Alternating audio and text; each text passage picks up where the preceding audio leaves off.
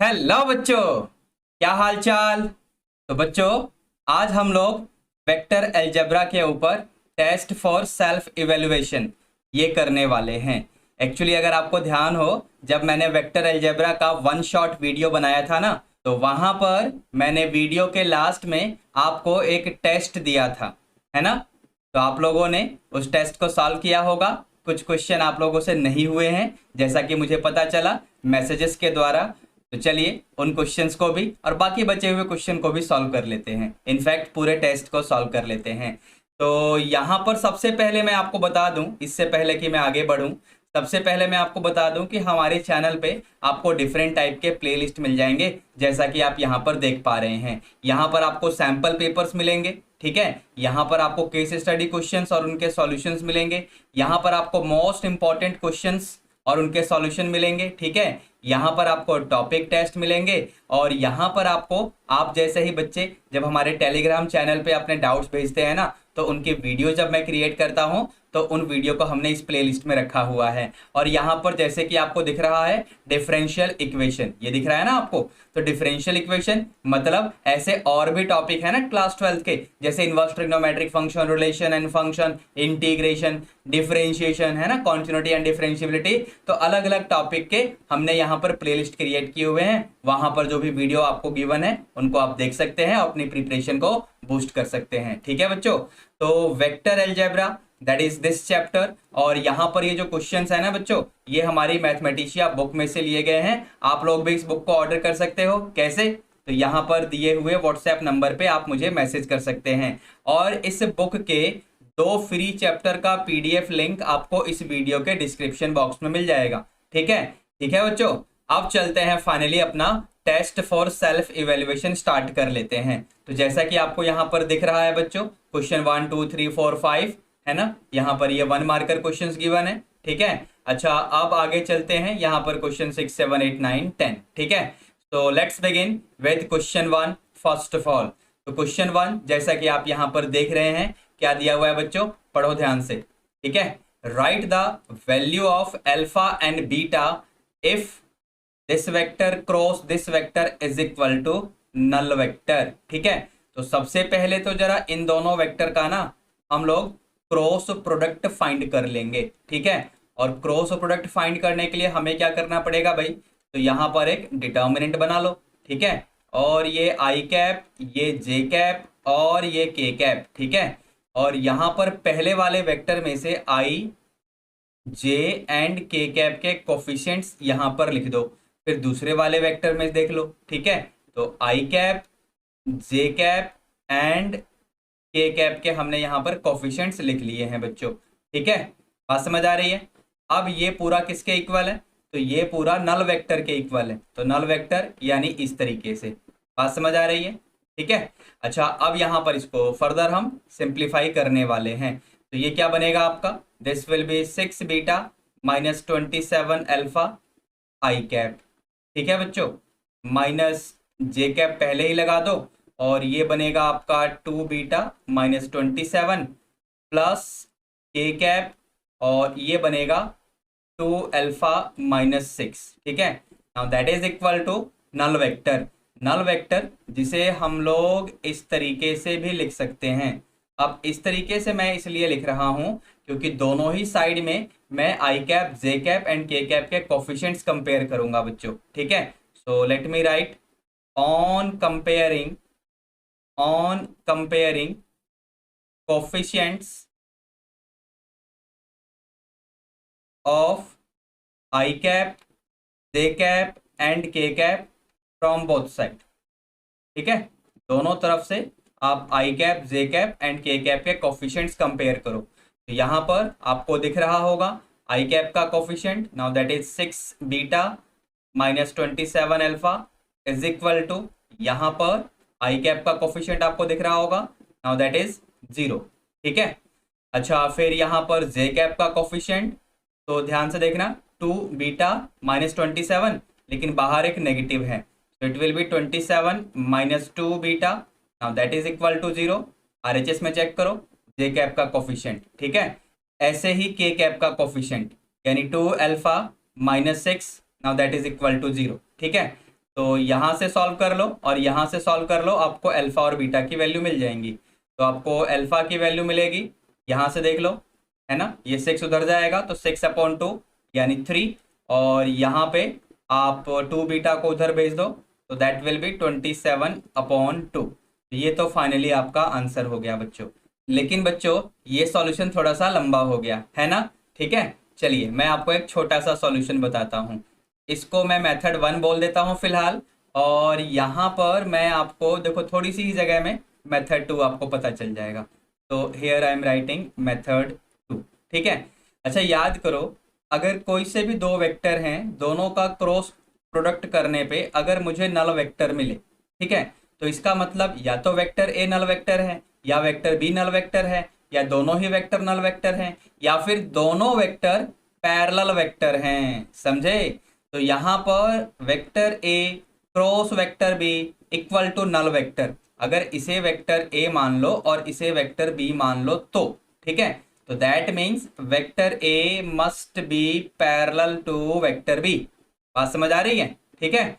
तो अगर vector parallel हैं तो उनके डायरेक्शन रेशोज प्रोपोर्शनेट होते हैं बच्चों। तो पहले वाले वेक्टर के डायरेक्शन रेशो यानी 2 6 27, इसका रेशो ले लो दूसरे वाले वेक्टर में डी आर्स निकाल कर, तो यहाँ पर 1, यहाँ पर अल्फा और यहाँ पर बीटा, अब ये सब इक्वल होने वाले हैं, समझे। अब यहाँ से आप लोग देख सकते हैं, जैसे इस वाली कंडीशन को लोगे तो यहाँ पर 2 अल्फा इक्वल 6 बन जाएगा, समझे कि नहीं, यानी 2/1 इज इक्वल टू 6/अल्फा। यहाँ से सिंप्लीफाई कर लो तो आपको दिख रहा होगा अल्फा की वैल्यू क्या आ गई, समझे। अच्छा इसी तरीके से आप 2/1 इज इक्वल टू 27 बीटा, इसे ले लो तो यहाँ से भी क्रॉस मल्टीप्लाई कर दो, सो बीटा विल बी 27/2। अब देखो यहाँ पर मेथड 2 वाला सॉल्यूशन बहुत ही छोटा सॉल्यूशन है ना, मेथड 1 वाला थोड़ा सा लंबा है, आपके ऊपर है जैसे भी आप सॉल्व करना चाहें, ठीक है। अब आगे बढ़ते हैं, जरा अगले क्वेश्चन को देख लेते हैं। तो क्वेश्चन 2 क्या दिया हुआ है, तो यहाँ पर आपको प्रोजेक्शन फाइंड करना है इस वेक्टर का इस वेक्टर के ऊपर। तो अगर मैं इस वेक्टर को वेक्टर ए कह दूं और इसे वेक्टर बी कह दूं, तो हमें क्या करना है, प्रोजेक्शन फाइंड करना है, projection of vector A on vector B. तो फॉर्मूला क्या होता है, पहला वेक्टर डॉट प्रोडक्ट विद दूसरे वेक्टर का यूनिट वेक्टर, है ना। तो यहाँ पर अपना काम प्रोसीड करते हैं जरा। तो this will B 2i cap plus 3j cap plus 2k cap, इसका हमें डॉट प्रोडक्ट लेना है i cap plus 2j cap plus k cap के यूनिट वेक्टर के साथ। तो यूनिट वेक्टर निकालने के लिए मुझे यहाँ पर डिनोमिनेटर में इसका मैग्नीट्यूड भी लिखना पड़ेगा। तो मैग्नीट्यूड क्या आएगा भाई वेक्टर बी का, एक बार देखो, i कैप का coefficient that is 1, j cap का कोफिशिएंट यानी 2 का स्क्वायर यानी 4 हो जाएगा, और यहाँ पर k कैप का कोफिशिएंट वो 1 है, उसका भी स्क्वायर यानी 1 लेंगे, सबको ऐड कर देंगे, यानी अंडर रूट में आपको 6 मिलने वाला है, समझे कि नहीं मैंने क्या किया, i कैप के कोफिशिएंट का स्क्वायर, j कैप के कोफिशिएंट का स्क्वायर और k कैप के कोफिशिएंट का स्क्वायर, तो सॉल्व कर लो, आपको पता चल जाएगा मैंने क्या लिखा हुआ है, ठीक है ना। अच्छा तो यहाँ पर मैं डायरेक्टली इसको √6 ऐसे लिख देता हूँ, let me close the bracket. तो अब यहाँ पर हमें इसे कैलकुलेट करना है, ये 1/√6 जो डिनोमिनेटर में इसको तो बाहर कर दिया। अब यहाँ पर डॉट प्रोडक्ट फाइंड कर लेते हैं। तो 2i कैप और यहाँ पर आपको दिख रहा है तो 2 × 1 प्लस 3 × 2 यानी 6 प्लस 2 × 1 यानी 2 ही रहेगा।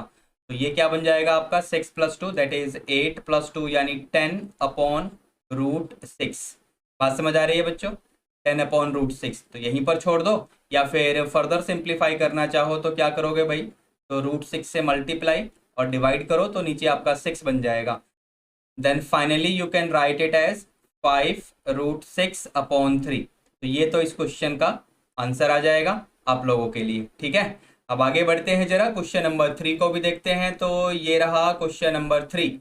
तो क्वेश्चन 3 में क्या बोला हुआ है, determine a unit vector vector A cap आपको निकालना है which makes an angle π/4 with k cap and is such that this vector is also a unit vector. तो देखना भाई यहाँ पर क्योंकि vector A cap unit vector है, ठीक है, तो यहाँ पर इसको जैसे ही मैं लिखना शुरू करूँगा, so let me write it, X I cap plus Y J cap plus Z K cap. ठीक है, इस तरीके से मैंने लिख लिया। अब क्योंकि वेक्टर ए यूनिट वेक्टर है, तो वेक्टर ए कैप का मैग्नीट्यूड 1 होगा। तो यहाँ पर जैसे ही आप मैग्नीट्यूड निकालेंगे ना, so that will be X square plus Y square plus Z square पूरे का under root, now that is equal to 1। तो मैंने स्क्वायरिंग करके ही लिख दिया है। बात समझ आ रही है सभी को? ठीक है, अब ये जो वेक्टर है ना, क्योंकि ये वेक्टर आपके के कैप के साथ में पाई बाय 4 एंगल बना रहा है, तो फर्दर इसको मैं देखो इस तरीके से लिख सकता हूँ, x I cap plus Y J cap plus 1/√2 के कैप। बात समझ आई कि नहीं आप लोगों को?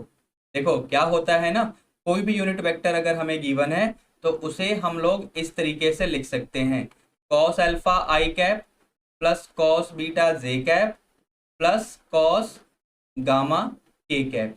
इस तरीके से किसी भी वेक्टर को हम लिख सकते हैं अगर वो वेक्टर यूनिट वेक्टर है तो यहाँ पर अल्फा बीटा गामा जो भी आपको दिख रहे हैं ना, ये क्या है बच्चों? तो ये डायरेक्शन एंगल्स होते हैं जो कि आपका वेक्टर बनाता है with the positive direction of X Y and Z axis respectively. तो यहाँ पर के कैप यानी जेड एक्सिस की पॉजिटिव डायरेक्शन के साथ में जो एंगल बना हुआ है ना, उसकी वैल्यू आपको दे रखी है, टॉप में देख लो पाई बाई 4। तो कॉस पाई बाई 4 इसकी वैल्यू क्या होती है? तो 1/√2। तो वही मैंने यहाँ पर आपके लिए डायरेक्टली लिख दिया है। बात समझ आ रही है सभी को? ठीक है ना? अच्छा, इसका मतलब z की वैल्यू हमें पता चल गई है। तो z की वैल्यू दैट इज 1/√2। ठीक है, तो ये वाला जो आपका इक्वेशन है ना, फर्दर क्या बन जाएगा? X square plus Y square plus Z square यानी 1/√2 का होल स्क्वायर। तो वो क्या बनेगा? 1/2 बनेगा। Now that is equal to 1। तो यहाँ से हम इसको फर्दर सिंप्लीफाई कर लेते हैं, x square plus Y square is equal to 1/2। Let me call it equation first, बाद में जरूरत पड़ेगी तो देख लेंगे। ठीक है, अच्छा, मोर ओवर आपके क्वेश्चन में बोला हुआ है vector A cap plus I cap plus J cap, this is also unit vector. ये भी तो यूनिट वेक्टर है, क्वेश्चन में देखो एक बार यहाँ पर। ठीक है, this is also a unit vector. बात समझ आ रही है? तो यहाँ पर फर्दर अगर मैं लिखूं कि वेक्टर ए कैप, तो वेक्टर ए कैप की वैल्यू अभी हमारे पास ये है। तो वेक्टर ए कैप क्या बनेगा बच्चों? एक्स आई कैप, और यहाँ पर पहले से ही आई कैप प्रेजेंट है ना, तो एक्स प्लस 1 आई कैप ऐसे लिख लो। सिमिलरली ये बनेगा आपका वाई प्लस 1 जे कैप, और ये तो आपका 1/√2 के कैप। ठीक है, अब ये जो वेक्टर आया ना, इसका मैग्नीट्यूड भी 1 होना चाहिए, क्योंकि ये भी तो आपका यूनिट वेक्टर बोल रहा है क्वेश्चन में। बात समझ आ रही है? तो इसका मैग्नीट्यूड कैसे निकालेंगे भाई? जैसे निकालते हो, यानी under root of i cap का कोफिशिएंट जो भी है उसका स्क्वायर, फिर जे कैप के कोफिशिएंट का स्क्वायर, और फिर के कैप के कोफिशिएंट का स्क्वायर। इन सबको ऐड करके पूरे का अंडर रूट लेना होता है ना। चलिए, तो यहाँ पर हम काम शुरू करते हैं। X plus 1 whole square, y plus 1 whole square plus 1/√2 का होल स्क्वायर यानी 1/2 पूरे का under root. Now that is equal to 1। तो स्क्वायरिंग बोथ साइड करोगे तो यहाँ पर ये इस तरीके से मिल जाएगा। ठीक है, अभी इस पूरे के होल स्क्वायर को ओपन कर लेते हैं जरा, क्या आने वाला है? तो यहाँ से एक्स स्क्वायर आएगा, यहाँ से वाई स्क्वायर आएगा, इनको पहले ही लिख लो। ठीक है, अच्छा, फिर यहाँ से 1 + 1 + 2x + 2y, और ये आपका 1/2 दिख रहा है, इसको RHS में ले जाओगे तो ये आपका 1 - 1/2 यानी 1/2 ही बन जाएगा। ठीक है, अच्छा, x square plus Y square की वैल्यू इक्वेशन फर्स्ट में आपको दिख रही होगी बच्चों। ठीक है, दैट इज 1/2। तो इसकी जगह 1/2 जैसे ही आप वैल्यू पुट करेंगे ना बाय यूजिंग इक्वेशन फर्स्ट, तो ये वाला 1/2 और ये RHS में जो 1/2 आपको दिख रहा है, ये दोनों कैंसिल हो जाएंगे। ठीक है, और आपको क्या मिलेगा भाई? तो 1 + 1 + 2x + 2y is equal to 0 मिल जाएगा। ठीक है, so that can be written as, actually let me write, so this will be x + y, देखो 2x + 2y, और यहाँ पर ये 2, now that is equal to 0। यहाँ से 2 तो कॉमन लेके कैंसिल कर दो तो यहाँ 1 बच जाएगा। ठीक है, अब साइड चेंज करो तो x + y is equal to -1। बात समझ आ रही है सभी को? ठीक है, तो ये आपका एक और इक्वेशन आ गया in the variable x and y।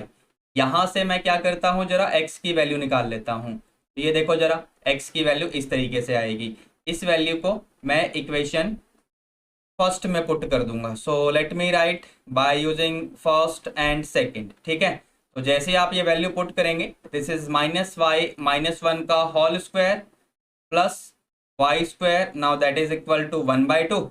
इसको जरा सिंप्लीफाई करते हैं फर्दर। तो यहाँ पर होल स्क्वायर खोलोगे तो वाई स्क्वायर आएगा, एक वाई स्क्वायर पहले से ही है, तो ये बनेगा आपका 2y स्क्वायर, और यहाँ पर आपका +1 and +2y, now that is equal to 1/2। ठीक है, यहाँ से हम लोग क्या करने वाले हैं बच्चों, यहाँ से क्रॉस मल्टीप्लाई करने वाले हैं। तो क्रॉस मल्टीप्लाई करेंगे तो क्या आने वाला है भाई, ध्यान से देखो, यहाँ पर 2y स्क्वायर है, so that will become 4y square plus 4y plus 2 is equal to 1। ठीक है, यहाँ पर फर्दर साइड चेंज कर दो, तो this will be 4y square plus 4y, अब ये 1 इधर चला जाएगा LHS में, so 2 - 1 that will be +1, now that is equal to 0। ठीक है, और ये बड़े आराम से अब सॉल्व हो जाएगा। We can write it 2y + 1 का होल स्क्वायर। एक बार चेक करो, बात समझ आ रही है। 2y + 1 का whole square, a + b whole square वाला फॉर्मूला खोलो और चेक करो ये चीज आपको मिलेगी कि नहीं। पक्का मिलेगी भाई, देख लो। ठीक है, तो यहां से आपको y की वैल्यू मिल जाएगी। तो y की वैल्यू क्या आ जाएगी भाई, तो y की वैल्यू आएगी -1/2। तो y की वैल्यू को इक्वेशन नंबर फर्स्ट या सेकंड में पुट कर दो। बेटा फायदे में रहोगे अगर इक्वेशन सेकंड में पुट करोगे। तो यहां से x की वैल्यू क्या मिलेगी, सो this will B -y, that is minus of -half, यानी प्लस का हाफ हो जाएगा, और एक -1 तो पहले से ही लिखा हुआ है, सो दिस विल बी -1/2। बात समझ आ रही है, ठीक है ना।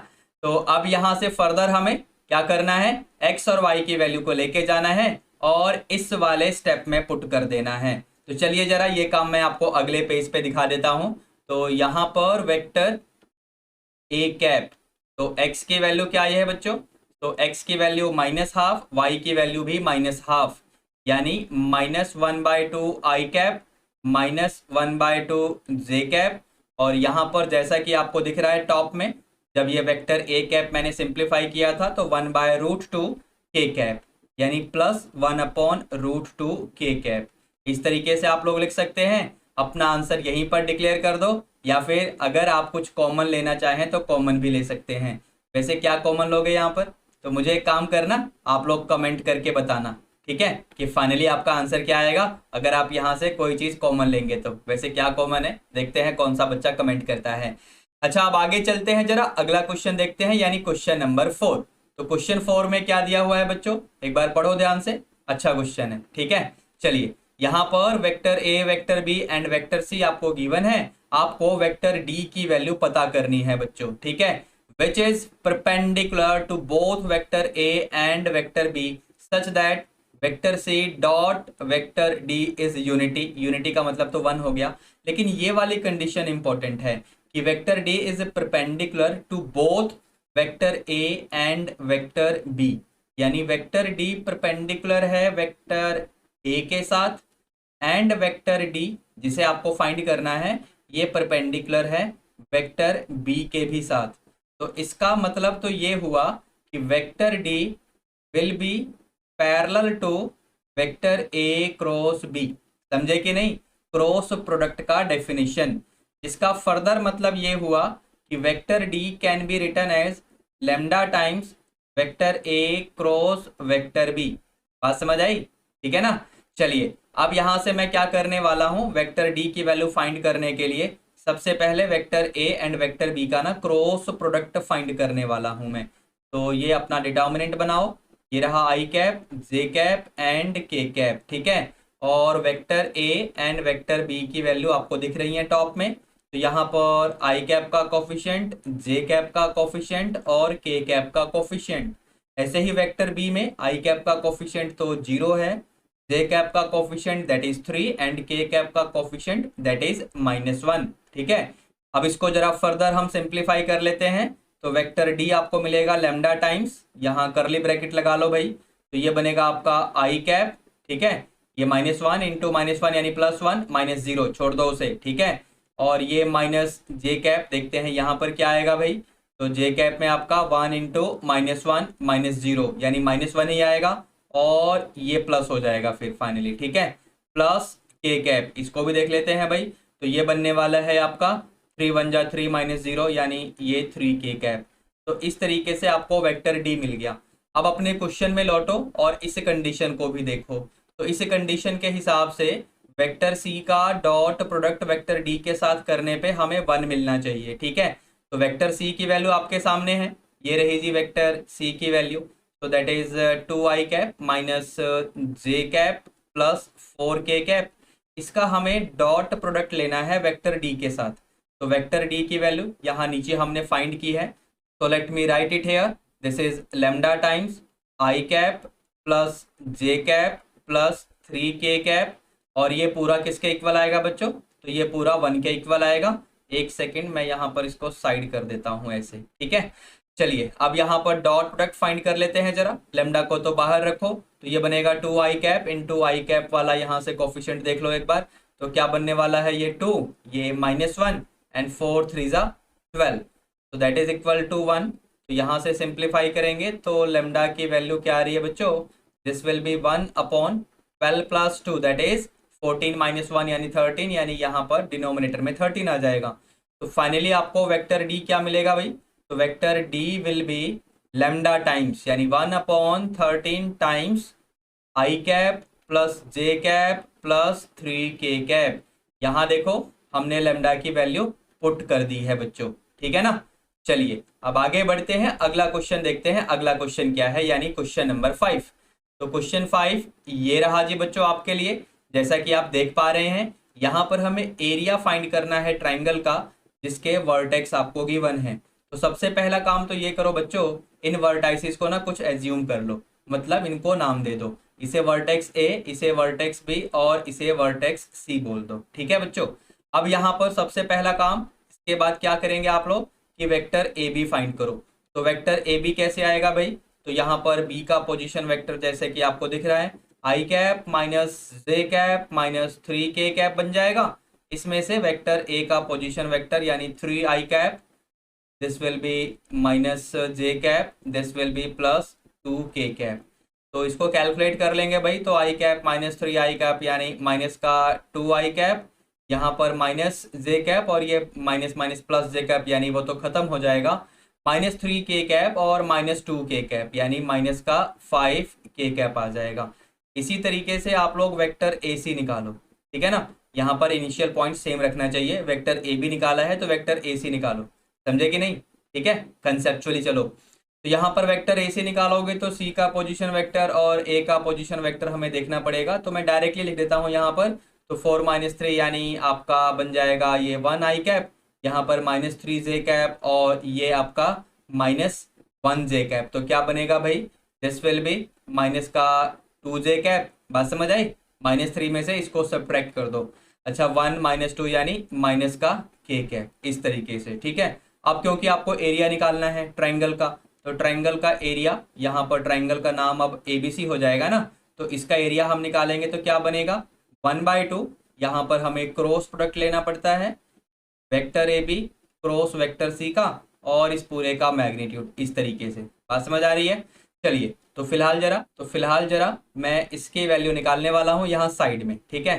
तो वेक्टर ए बी का क्रॉस लेंगे हम लोग वेक्टर ए सी के साथ। तो जैसे ही आप लोग ये काम करेंगे तो यहाँ पर अपना डिटर्मिनेंट बनाओ, आई cap j cap and k cap.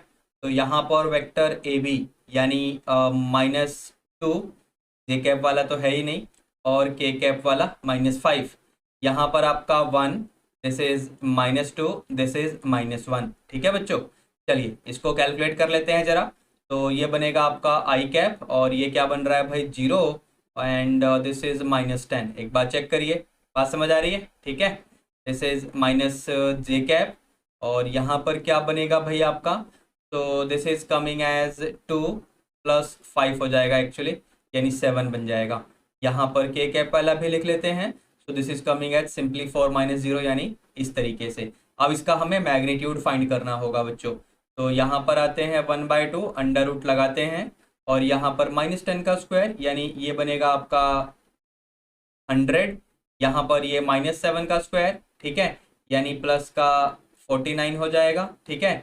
और यहाँ 4 का स्क्वायर यानी 16 हो जाएगा। तो बस अब इसके बाद इन सभी को ऐड कर लो। 49 + 16 यानी 65 + 100 पहले से ही है, तो 165 ओवर द रूट, ठीक है, और पूरी के नीचे ये 2 लगा हुआ है, ध्यान रखना। और क्योंकि ये एरिया आया है तो यहाँ पर स्क्वायर यूनिट्स लिखना बिल्कुल मत भूलना, ठीक है बच्चों। तो बस ये फाइनली आपका आंसर हो गया इस क्वेश्चन का, ठीक है।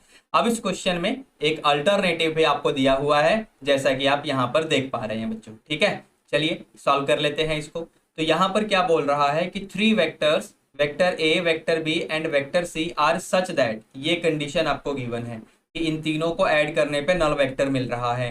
तो हमें इस क्वांटिटी की वैल्यू फाइंड करनी है और हमें ये डाटा दिया हुआ है। तो ऐसे क्वेश्चन में हम किस तरीके से करते हैं, ध्यान से देखना। यहाँ पर vector a plus vector B plus vector c का हमें डॉट लेना पड़ेगा इसी के साथ, समझे कि नहीं। देखो इस तरीके से, तो आरएचएस में बन जाएगा null vector dot null vector. ये वाली कंडीशन मैं यूटिलाइज कर रहा हूं बच्चों, समझे। अब यहाँ पर जैसे ही हम लोग डॉट प्रोडक्ट को डिस्ट्रीब्यूट करेंगे तो A cap dot A cap क्या बनेगा भाई, that will be magnitude of vector A का square. Similarly this will be vector A dot vector B plus A dot C plus B dot A plus B dot B, यानी vector B के magnitude का square, plus B dot C plus C dot A plus C dot B plus C dot C, यानी vector C के magnitude का square. Now that is equal to null vector dot null vector, वो तो आपको 0 ही देगा, ठीक है। यहाँ पर क्योंकि हमें वेक्टर ए बी एंड सी के मैग्नीट्यूड की वैल्यू गिवन है क्वेश्चन में, ठीक है, तो इनको स्क्वायर करना है हमें और ऐड भी कर देना है। तो सबसे पहले तो यही काम कर लो, 1 का स्क्वायर 1, यहाँ वेक्टर बी के मैग्नीट्यूड का स्क्वायर यानी 4 का स्क्वायर, दैट विल बी 16, ठीक है। ऐसे ही वेक्टर सी के मैग्नीट्यूड का स्क्वायर यहाँ पर आपको पुट करना है, तो 2 का स्क्वायर यानी 4 आ जाएगा, ठीक है। अब इसके बाद जो चीजें बची हुई हैं एक बार देखना ध्यान से, ये a dot b and b dot a बिल्कुल सेम हो जाएगा, समझे कि नहीं। डॉट प्रोडक्ट कॉम्यूटेटिव होता है नेचर में, इसका मतलब A vector dot vector B is equal to vector B dot vector A, समझे। तो यहाँ पर दोनों को हम इक्वल रखेंगे तो ये बनेगा 2 टाइम्स वेक्टर ए डॉट वेक्टर बी। इसी तरीके से ए डॉट सी और यहाँ पर ये सी डॉट ए, ये आपका क्या बन जाएगा 2 times vector c dot vector a. इसी तरीके से आपको एक और चीज मिलनी चाहिए, ये देखो बी डॉट सी और ये सी डॉट बी, यानी ये भी मिलकर क्या बनेंगे 2 times b vector dot c vector.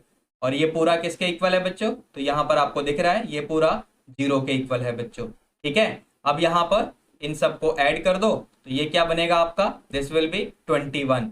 और इस पूरे में से एक बार देखो ध्यान से, कुछ कॉमन आ रहा होगा। जैसे ही आप लोग कॉमन लेंगे तो अंदर आपको देखो ये सब चीजें मिल जाएंगी, समझे। इस तरीके से आरएचएस में तो 0 है ही। अब यहाँ से ये जो ब्रैकेट के अंदर वाली चीज है ना, एक बार क्वेश्चन में देखो ध्यान से, ब्रैकेट के अंदर वाली चीज क्वेश्चन में देखो ध्यान से, ये देखो क्या दे रखा है, तो ये दे रखा है आपको म्यू, समझे। तो अगर ये म्यू दे रखा है तो इसको म्यू रखो, 21 को उधर ले जाओ, 2 से डिवाइड भी कर दो, तो बस ये आपको मिल जाएगा यहाँ पर mu is equal to 21 upon 2 with a negative sign. तो ये फाइनली आपका आंसर हो गया इस क्वेश्चन का, ठीक है बच्चों। अब जो बचे हुए क्वेश्चन हैं यानी क्वेश्चन 6 ऑनवर्ड्स, जैसे कि आप यहाँ पर देख रहे हैं क्वेश्चन 6 ऑनवर्ड्स, ये आपको मैं नेक्स्ट लेक्चर में प्रोवाइड कर दूंगा, ठीक है बच्चों। तो अभी तक जितने भी क्वेश्चन हमने किए हैं, अगर आपको ये सब अच्छे से समझ में आ गए हैं तो इस वीडियो को लाइक कर देना, अपने सभी क्लासमेट्स के साथ शेयर भी कर देना और इस चैनल को सब्सक्राइब करके बेल नोटिफिकेशन को प्रेस कर लेना। इससे क्या होगा, तो आपको आने वाली अपकमिंग वीडियोस के नोटिफिकेशन टाइम पे मिल जाएंगी और आप लोग कोई भी वीडियो मिस नहीं कर पाएंगे, ठीक है बच्चों। चलिए अब मिलते हैं नेक्स्ट लेक्चर में। This is OP Gupta, your math mentor on this beautiful channel of yours, that is Mathematica by OP Gupta. Let's meet in the next class. Till then, be good, take care, all the best. Thank you.